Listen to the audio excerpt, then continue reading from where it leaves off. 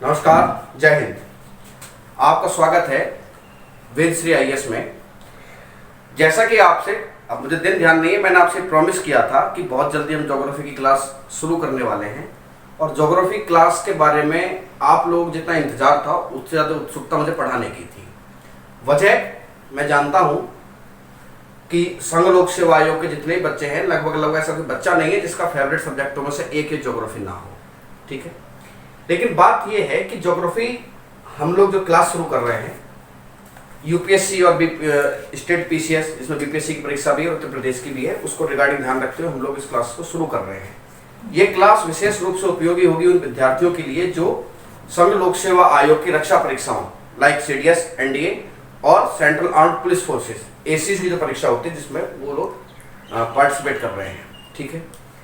Geography पढ़ते हुए दो बातें ध्यान रखें कि ज्योग्राफी कई बार लिंक होती है साइंस के साथ। समझ रहे हैं, कुछ कॉन्सेप्ट ऐसे हैं ज्योग्राफी के जो साइंस से डायरेक्ट लिंक होते हैं।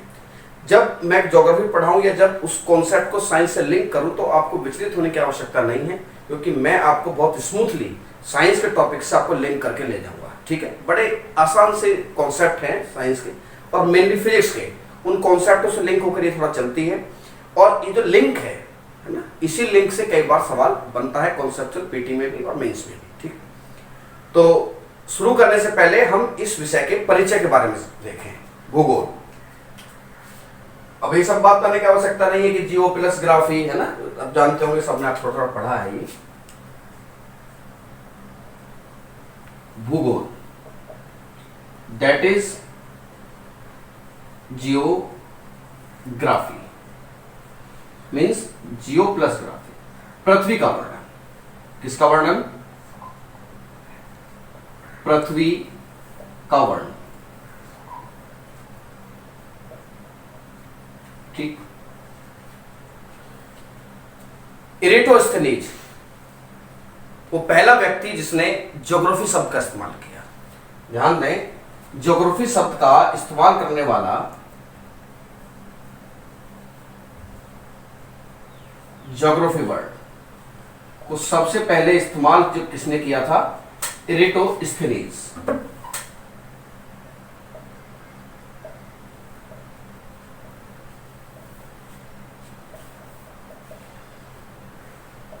ठीक है। लेकिन ज्योग्राफी वर्ड को इस्तेमाल करने वाला व्यक्ति पहला इरेटोस्थनीज अवश्य है, लेकिन फादर ऑफ ज्योग्राफी के रूप में, फादर ऑफ ज्योग्राफी के रूप में मान्यता प्राप्त है हिकेटियस को। किसको मान्यता है? हिकेटियस, ठीक है। फादर ऑफ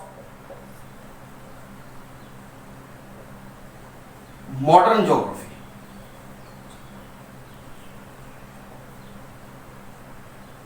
देखिए, इतना रुचिकर ये विषय है कि इसको पढ़ते हुए कहीं भी आपको ऐसा नहीं लगेगा कि आप समझ में नहीं आया। बहुत बड़ा इंटरेस्टिंग, क्योंकि हमारी डेली लाइफ से लिंक है। हमारी डेली जो प्रतिक्रिया, जो हम व्यवहार में हमारी चीजें हैं, वर्षा, हवा, चट्टान, नदी, झरने, इन सब से हम, जो कि व्यवहार में हम बहुत अधिक संलग्न रहते हैं, तो इन चीजों को समझना इतना ज्यादा कठिन नहीं पड़ता है। और कई बार क्या होता है कि कई बार ज्ञान अगर व्यवहारिकता में ना आए तो उसको ग्रहण करना बड़ा मुश्किल होता है। चूंकि ज्योग्राफी का ज्ञान आपके व्यवहारिक रूप से शामिल होता है तो इसको ग्रहण करने में हमें समस्या नहीं आती और कहते हैं ना कि फील गुड भी होता है।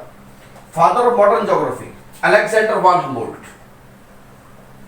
अलेक्जेंडर वान हम्बोल्ट, ठीक है। अगर हम ज्योग्राफी की बात करें तो ज्योग्राफी मूल रूप से इसकी दो ब्रांचेस हैं। ज्योग्राफी की मूल रूप से दो ब्रांचेस हैं, जिसमें पहली ब्रांच है physical geography. Physical geography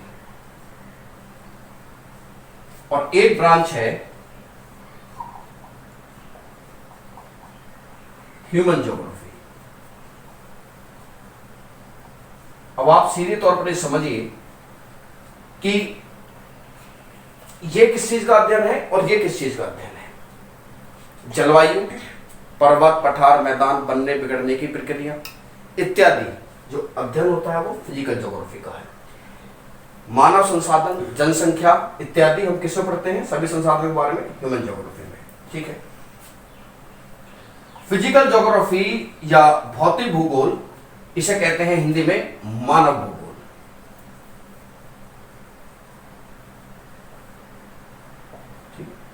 human geography और फिजिकल ज्योग्राफी। ठीक। फिजिकल ज्योग्राफी के पिता के रूप में मान्यता प्राप्त है पॉलिडोनियस को। किसको? पॉलिडोनियस। पॉलिडोनियस। ठीक है। और मानव भूगोल के रूप में मान्यता प्राप्त है फ्रेडरिक रेटेजल को। किसको? फ्रेडरिक रेटेजल। कुछ नाम आप ध्यान रखेंगे इन नामों को: एराटोस्थेनीज, हिकेटियस, अलेक्जेंडर वान हम्बोल्ट, पॉलिडोनियस और कौन? फ्रेडरिक रेटेजल। फिजिकल ज्योग्राफी के पिता पॉलिडोनियस हैं, ह्यूमन ज्योग्राफी के पिता फ्रेडरिक रेटेजल हैं। ठीक है। Father of modern geography Alexander one Humboldt, father of geography Hecataeus. Geography word का सबसे पहले इस्तेमाल करने वाला व्यक्ति कौन था? एराटोस्थेनीज।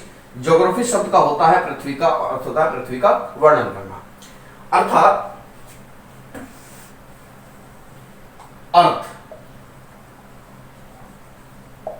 अर्थ के ऊपर सभी क्रियाएं,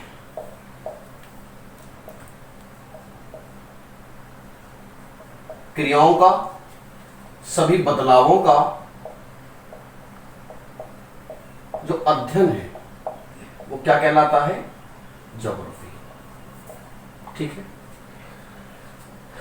यूं तो हम जब बुक पढ़ते हैं तो सबसे पहला टॉपिक हमारा आता है सोलर सिस्टम, जिसे हम सौर मंडल कहते हैं।